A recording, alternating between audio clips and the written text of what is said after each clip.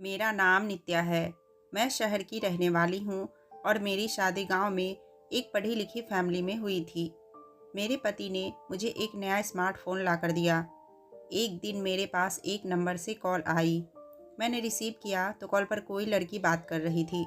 वह लड़की कौन थी, मैं उसे नहीं जानती थी, लेकिन धीरे धीरे मेरी उससे फ़ोन पर बातचीत होनी शुरू हो गई।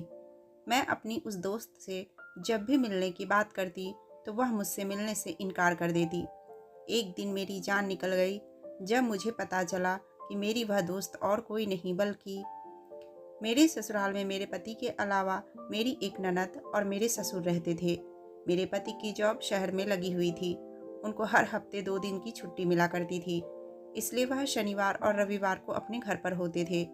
वह अपनी शादी में 15 दिन की छुट्टियां लेकर आए थे। शादी की रात मेरे पति ने कहा कि तुम मेरे पापा और बहन का बहुत ख्याल रखना, क्योंकि मेरी माँ इस दुनिया में नहीं है। मेरी बहन ने बचपन में अपने नन्हे हाथों से कच्ची पक्की रोटी बनाकर मेरा और पिताजी का पेट भरा है। उसने हम दोनों का बहुत ख्याल रखा है, इसलिए अब तुम्हें उसको आराम देना है। मैं अपने पति का मतलब अच्छी तरह से समझ रही थी। वह चाहते थे कि मैं इस घर का काम संभाल लूँ और उनकी बहन को आराम दूँ। मेरी ननद जवान थी, वह घर गृहस्थी बहुत अच्छी तरह से जानती थी।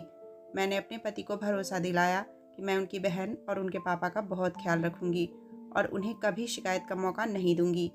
मेरे पति की छुट्टियां पूरी होने वाली थी, इसलिए मेरे पति मुझे 2 दिन के लिए घुमाने ले गए थे। इस बात से मेरे ससुर जी को भी कोई ऐतराज़ नहीं था। जब हम लोग घूमकर वापस आए तो मेरे पति ने अपने जाने की पैकिंग करनी शुरू कर दी। मैं अपने पति के जाने पर काफ़ी उदास थी। अभी मेरी शादी को दिन ही कितने हुए थे और मेरे पति मुझे अकेला छोड़कर जा रहे थे। मेरे पति ने मुझे भरोसा दिलाया कि तुम यहाँ पर अकेली नहीं हो। मेरी बहन कभी तुम्हें बोर नहीं होने देगी। वह हमेशा तुम्हारा ख्याल रखेगी। ससुराल में कितने ही लोग क्यों ना हो, लेकिन पत्नी हमेशा अपने पति का इंतजार करती है। मेरे पति अगले दिन सुबह ही शहर अपनी नौकरी पर जा चुके थे। अब घर में हम 3 लोग ही रह गए थे। इस घर में सब कुछ ठीक था, लेकिन एक बहुत अजीब बात थी। मैं जब भी अपने ससुर जी के पैर छूने उनका आशीर्वाद लेने जाती तो मुझे उनकी हरकतें बहुत अजीब लगती थी। वह मुझे देखकर बहुत ज़्यादा खुश हो जाते थे। मेरे पास अभी तक मोबाइल नहीं था। मुझे अपने पति की याद सता रही थी। मैं घर के सारे काम करने के बाद फ्री रहती थी और सारा दिन घर में बोर होती रहती थी।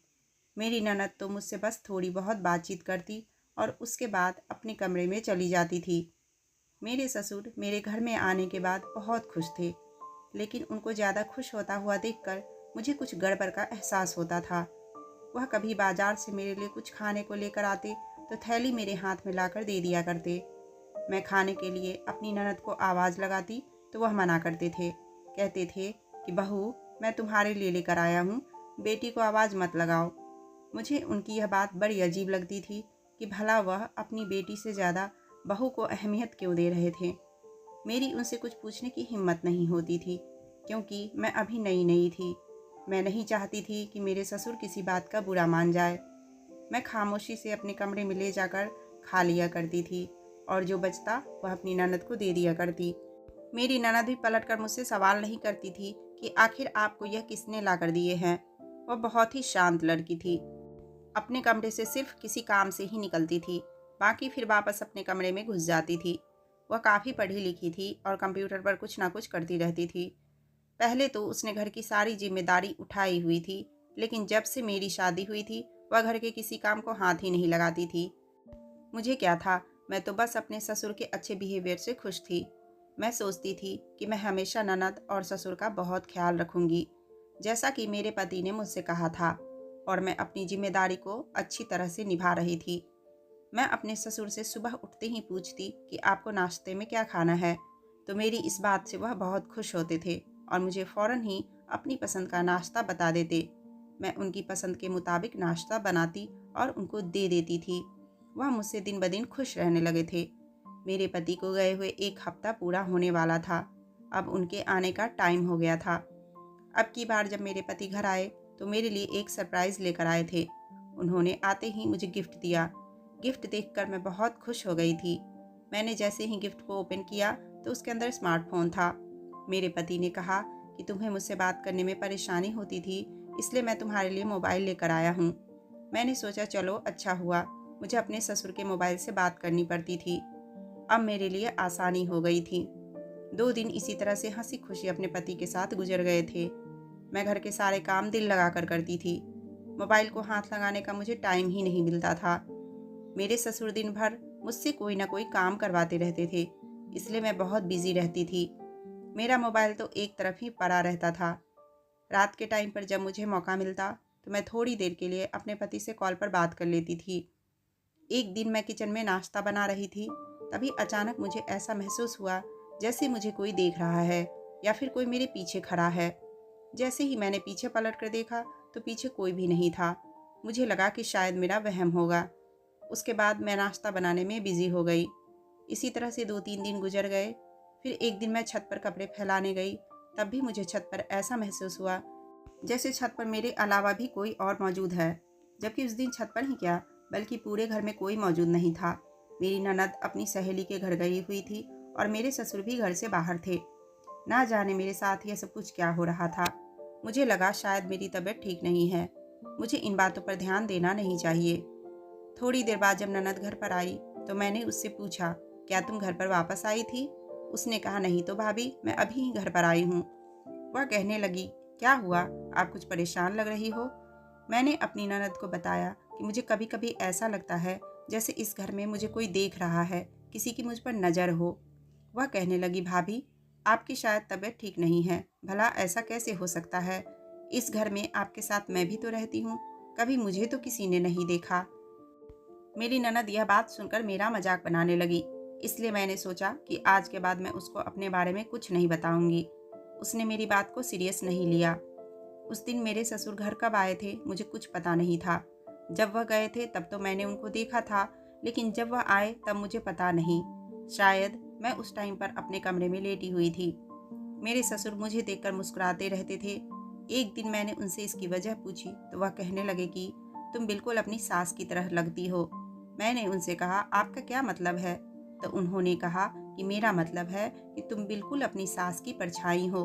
तुम्हारी सासू माँ भी बिल्कुल तुम्हारी जितनी ही सुंदर थी और बिल्कुल तुम्हारी तरह घर के काम में फुर्तीली थी। मतलब मेरे ससुर जी मुझे अपनी पत्नी से कंपेयर कर रहे थे। मुझे लगा कि इसलिए वह मुझे अपने हर काम के लिए कहते हैं, क्योंकि उनको मेरे हाथ का बनाया हुआ खाना भी बहुत पसंद आता था। लेकिन एक दिन मेरे ससुर ने बहुत ही अजीब सी हरकत की और घर के अंदर एक बड़ी अजीब चीज़ लेकर आए थे।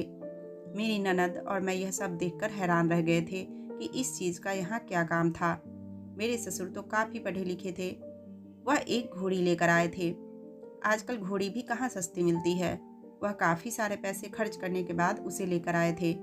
उन्होंने कहा कि मैं इस घोड़ी को पालना चाहता हूँ, इसलिए अपने घर में लेकर आया हूँ। मेरी ननद ने तो अपने पापा का मजाक बनाया कि आपको कब से शौक हो गया घोड़ी को पालने का।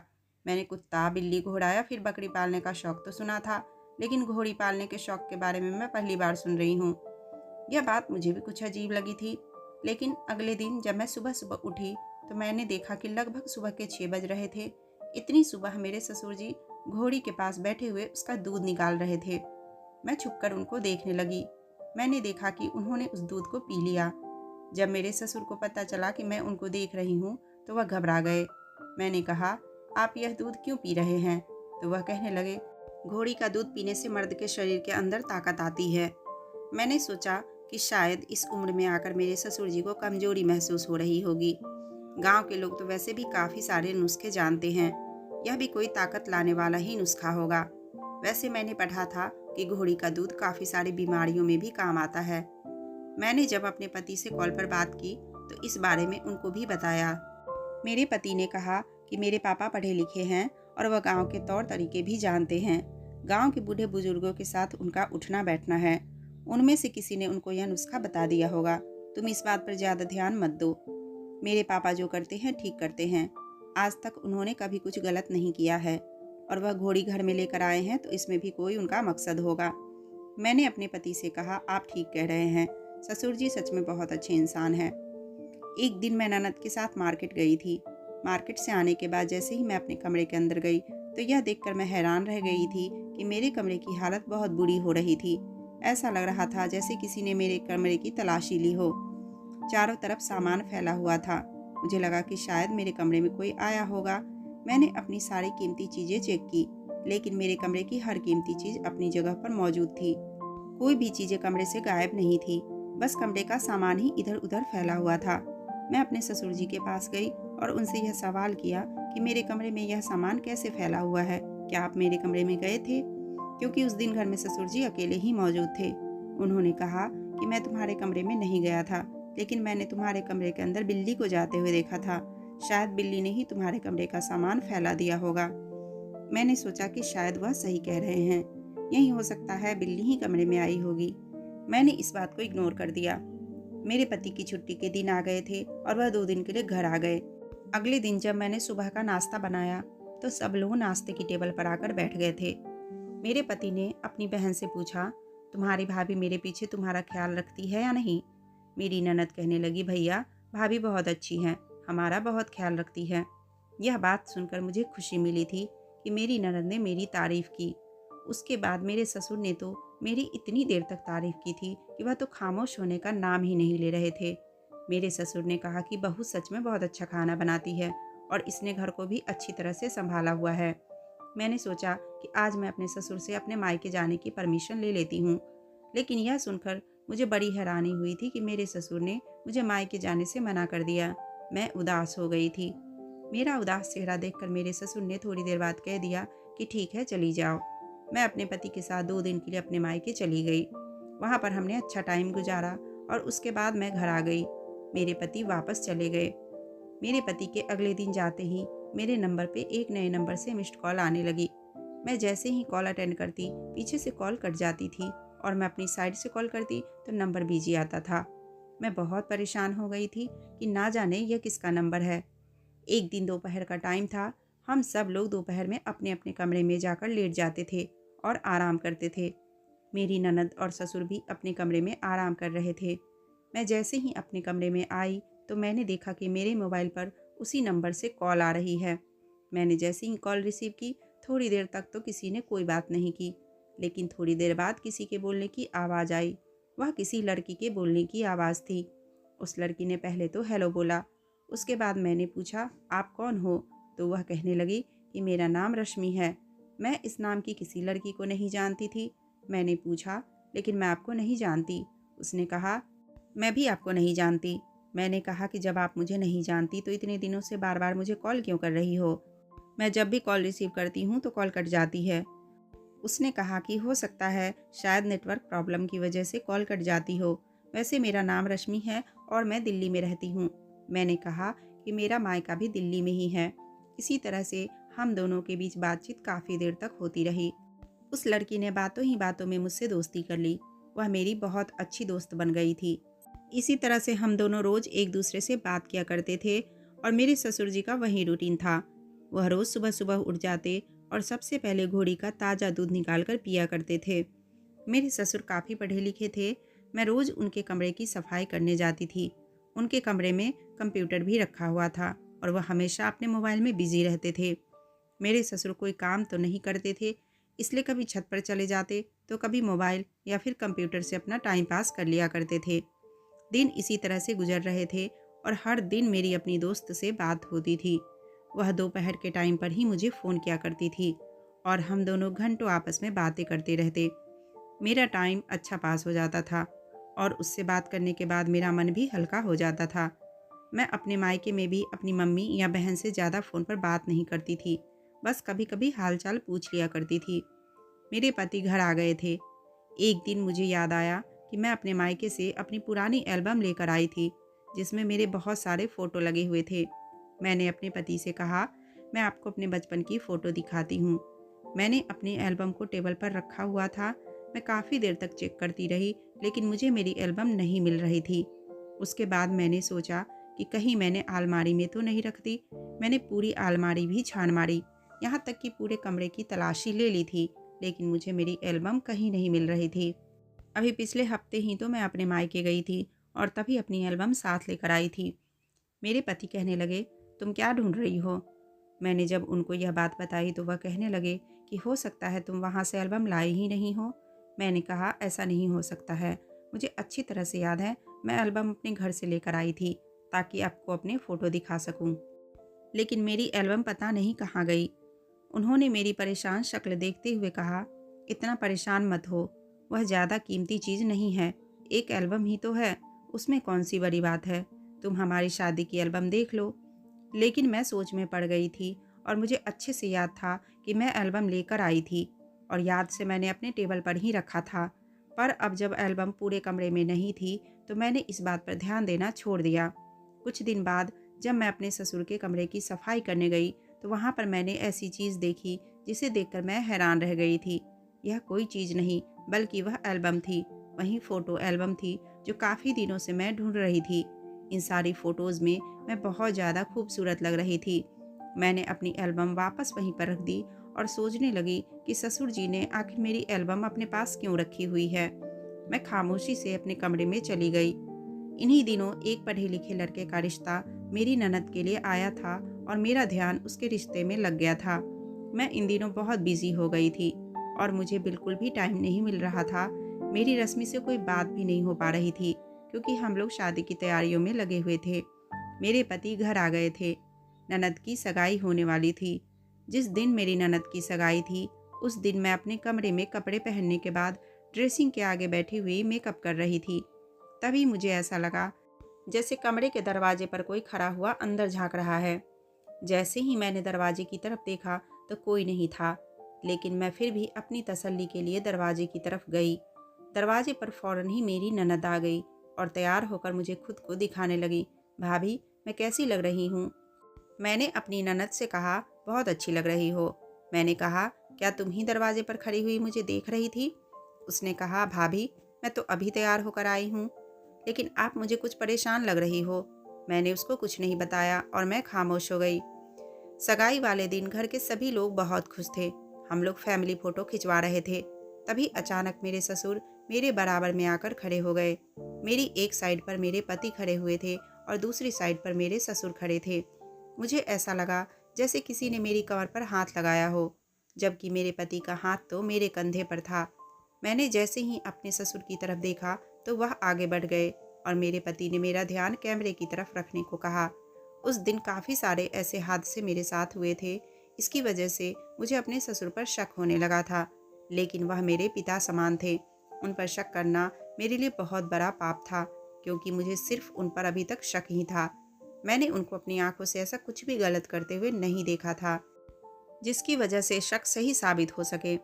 मेरी ननद की सगाई तो अच्छी तरह से हो गई। मेरे पति भी जा चुके थे। कुछ दिनों बाद सगाई की एल्बम बनकर आई तो सबसे पहले मेरे ससुर लेकर बैठ गए और खुशी खुशी देखने लगे। वह एल्बम अपने कमरे में लेकर चले गए। थोड़ी देर बाद उन्होंने एल्बम मुझे दे दी। इन दिनों रश्मि की मेरे फ़ोन पर काफ़ी सारी मिस्ड कॉल पड़ी हुई थी। ज़्यादा बिजी होने की वजह से मेरी उससे कोई बात नहीं हो पा रही थी। फिर मैंने उसे कॉल की और उसको सॉरी कहा कि मैं अपनी ननद की सगाई में बिजी थी, इसलिए उससे बातचीत नहीं कर सकी। हम लोग काफ़ी देर तक एक दूसरे के बारे में बातचीत करते रहे।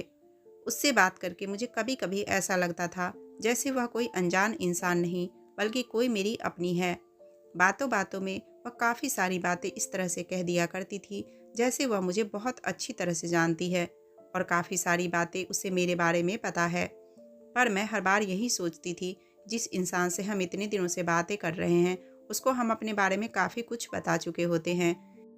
उसको मेरे बारे में मेरे अलावा और कौन बता सकता था।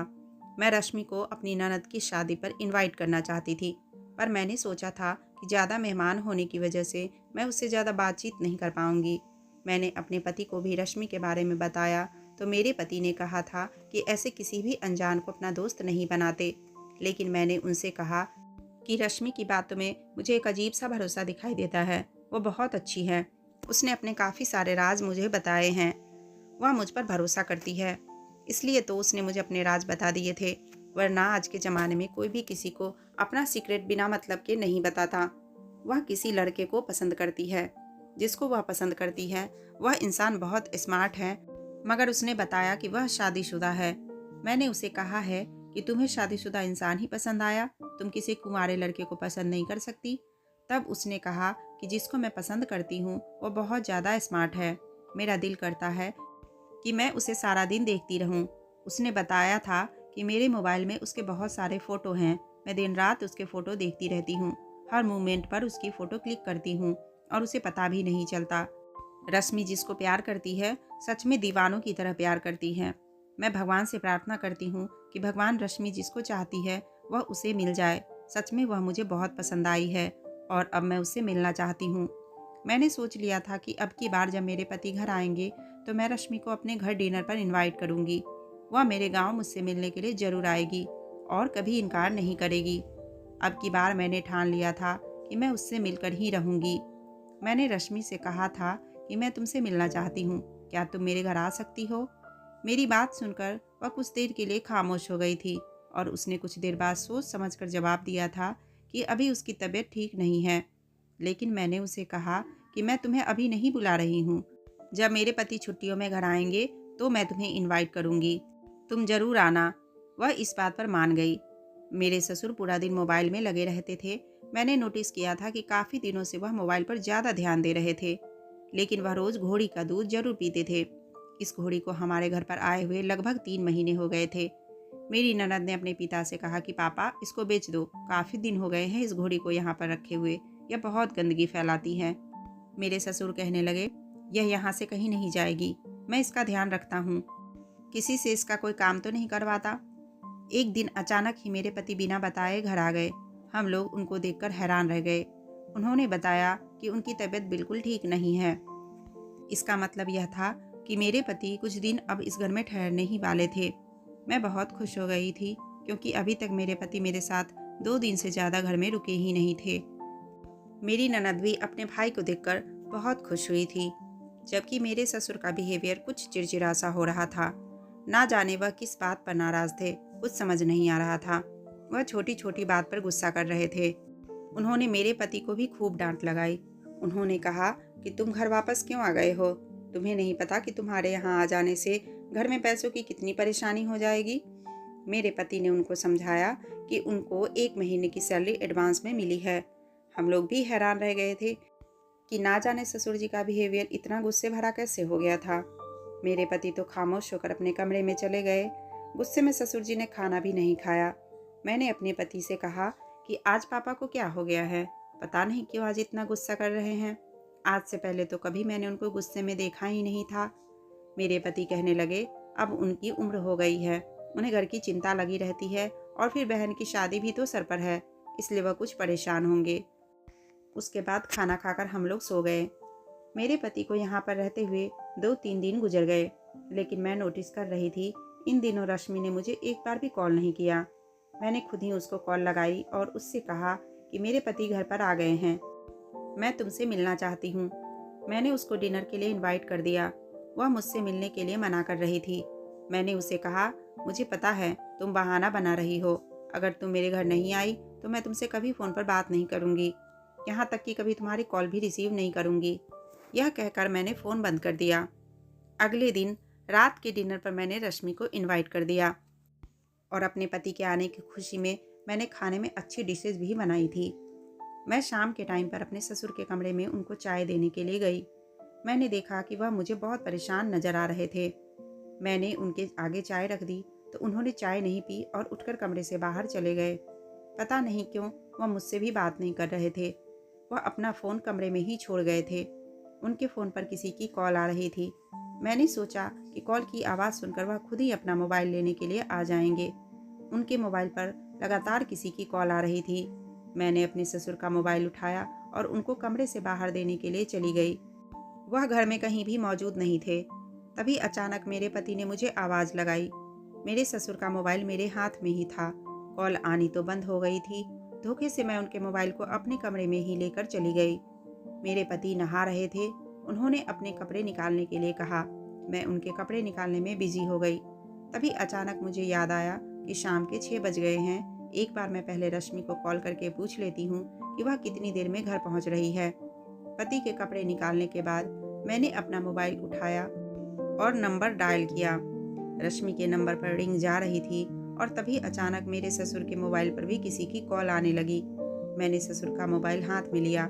यह देखकर मेरे पैरों तले से ज़मीन निकल गई थी कि उनके मोबाइल की स्क्रीन पर जो नंबर शो हो रहा था वह मेरा ही नंबर था।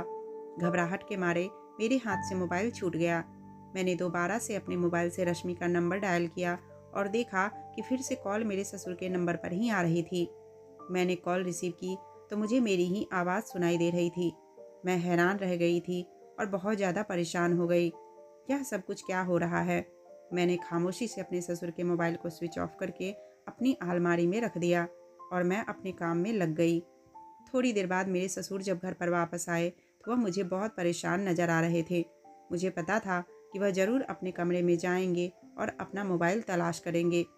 मेरी सोच के मुताबिक वह अपने कमरे में ऐसे तलाशी कर रहे थे जैसे उनका कुछ खो गया हो। मेरे पति नहाने के बाद तैयार होकर अपने दोस्तों के पास चले गए। मेरे पास मौका अच्छा था, इसलिए मैंने अपने ससुर का मोबाइल ऑन किया और उनके मोबाइल की तलाशी लेने लगी। लेकिन यह देखकर मेरे पैरों तले से ज़मीन निकल गई थी कि उनके मोबाइल में मेरे बहुत सारे फ़ोटोज़ और मेरी छोटी छोटी ऐसी वीडियो थी जो मेरे घर के हर काम के मूवमेंट पर बनाई गई थी। अब मुझे सब कुछ समझ आ गया था कि आखिर मुझे हर बार क्यों लगता था कि मेरे पीछे कोई है, कोई मुझे देख रहा है, मुझ पर किसी की नज़र है। ये मेरा कोई शक नहीं था, बल्कि मेरे ससुर अपने मोबाइल से मेरी फ़ोटो लिया करते थे, मेरी वीडियो बनाते थे। मुझे अपने ससुर से डर लगने लगा था, लेकिन फिर यह रश्मि कौन थी जो इतने दिनों से मुझसे फ़ोन पर बातें करती थी? मैं बहुत कंफ्यूज हो रही थी। इसका मतलब था कि मेरे ससुर मुझ पर गंदी नज़र रखते थे। उनके मोबाइल में एक वीडियो तो ऐसी थी जिसने शर्मिंदगी की हद पार कर दी थी। उसमें मेरी साड़ी पहनते हुए टाइम की वीडियो थी और मेरे कमरे से जो एल्बम गायब हुई थी, इसका मतलब यही था कि वह भी मेरे कमरे से मेरे ससुर ने ही ली थी और अपने पास रख ली थी। अब मैं यह सब कुछ बर्दाश्त नहीं कर सकती थी। मैंने अपने पति को फ़ौरन कॉल करके घर बुला लिया और उनको यह सब कुछ सच-सच बता दिया। मेरे पति अपने पापा से पूछने लगे, "यह मोबाइल किसका है?" उन्होंने यह नहीं कहा कि इस मोबाइल के अंदर क्या है। यह बात सुनकर मेरे ससुर अचानक खामोश हो गए।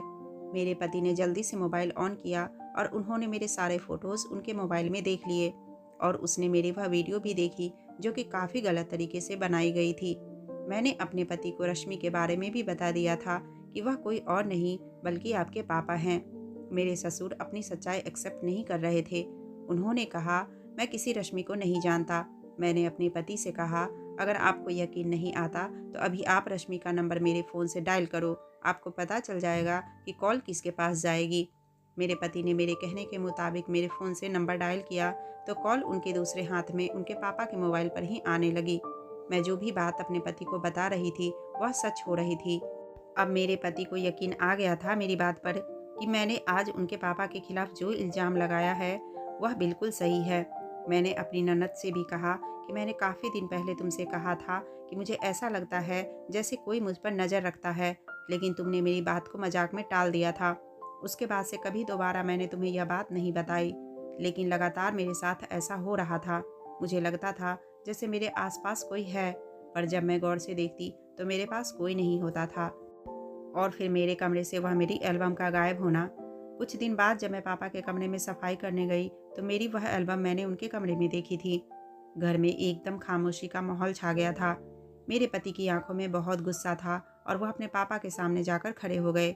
उन्होंने अपने पापा का हाथ उठाकर अपने सर पर रख लिया और कहा कि आपको मेरी कसम है, नित्या जो कुछ कह रही है क्या वह सच है या फिर झूठ है। मेरे ससुर के चेहरे से पसीना आने लगा था क्योंकि वह बुरी तरह से फंस चुके थे। थोड़ी देर बाद मेरे ससुर ने हाथ नीचे कर दिया और वह रोने लगे और मेरे पति के आगे हाथ जोड़ने लगे, कहने लगे, "मुझे माफ़ कर दो बेटा, बहू ठीक कह रही है। यह मोबाइल मेरा है और रश्मि भी मैं ही हूँ। मैं ही लड़की बनकर तुम्हारी पत्नी से बात करता था। जिस दिन से तुम्हारी पत्नी इस घर में आई है मेरे दिल को भा गई थी। मैं इसे पसंद करने लगा था और हमेशा इसके करीब जाने की कोशिश करते रहता था। तुम्हारी पत्नी जो भी काम करती मैं उसका फ़ोटो खींच लिया करता था और अकेले में उसकी फ़ोटो और वीडियो देख देख कर खुश होता था।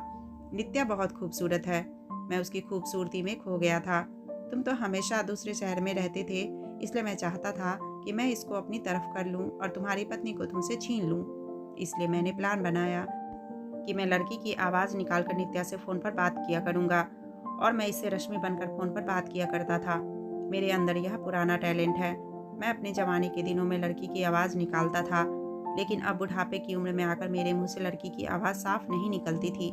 इसलिए मैं घोड़ी को लेकर आया था। घोड़ी का दूध पीने से गले की आवाज़ ठीक हो जाती है। तुम्हारी पत्नी के कमरे से उसकी एल्बम चुराई थी क्योंकि मैं उसे पसंद करता हूँ। मेरे मोबाइल के वॉलपेपर पर भी उसका फ़ोटो लगा हुआ है। मुझसे बहुत बड़ी गलती हो गई बेटा, मुझे नहीं पता था कि तुम्हें यह सब कुछ पता चल जाएगा। मैंने सोचा था कि मैं किसी दिन बहू को अपनी बातों में ले लूँगा और उसे कहूँगा कि वह तुम्हें छोड़ दे और मुझसे शादी कर ले। यह बात सुनकर मेरे पति का खून खौल उठा और मुझे भी अपने ससुर से नफ़रत होने लगी थी। जिनको मैं इतना अच्छा आदमी समझती थी, वह मेरी इज़्ज़त पर अपनी गंदी नज़र रखे हुए थे। मुझे इस बात की बिल्कुल भी खबर नहीं थी। मेरे पति ने कहा, मुझे नहीं पता था कि बाप समान ससुर अपनी बहू के साथ इतनी गिरी हुई हरकत कर सकता है। शर्म आती है आपको अपना पापा कहते हुए। मेरे ससुर बहुत शर्मिंदा हो रहे थे। मेरे पति ने अपने पापा को बहुत बुरा भला कहा और उन्होंने यह फैसला किया कि अपनी बहन की शादी कर देने के बाद वह मुझे अपने साथ शहर ले जाएंगे और जहाँ पर वह नौकरी करते हैं, वह वहीं पर एक किराए का मकान लेकर मुझे अपने साथ रखेंगे। वह कभी मुझे अब इस घर में नहीं रहने देंगे और ना ही खुद वापस लौटकर इस घर में आएंगे। मेरे ससुर ने हम लोगों से बहुत माफ़ी मांगी, लेकिन वह हमारे दिल से उतर चुके थे। अब कभी हमारे दिल में उनके लिए पहले जैसी इज्जत नहीं आ सकती थी।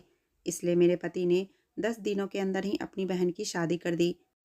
उसके बाद वह मुझे लेकर शहर आ गए। मैं अपने पति के साथ अब शहर में ही रहती हूँ और मेरे ससुर गाँव में अकेले रहते हैं। हम लोगों के साथ साथ उनकी बेटी ने भी उनसे सारे संबंध खत्म कर दिए। मैं अपने पति के साथ शहर में खुशी खुशी रहती हूँ, पर कभी कभी अपने पति को समझाती हूँ कि वह जैसे भी हैं पर आपके पिता हैं। मेरे कहने पर मेरे पति अपने पिता को खर्च के पैसे भेज दिया करते हैं।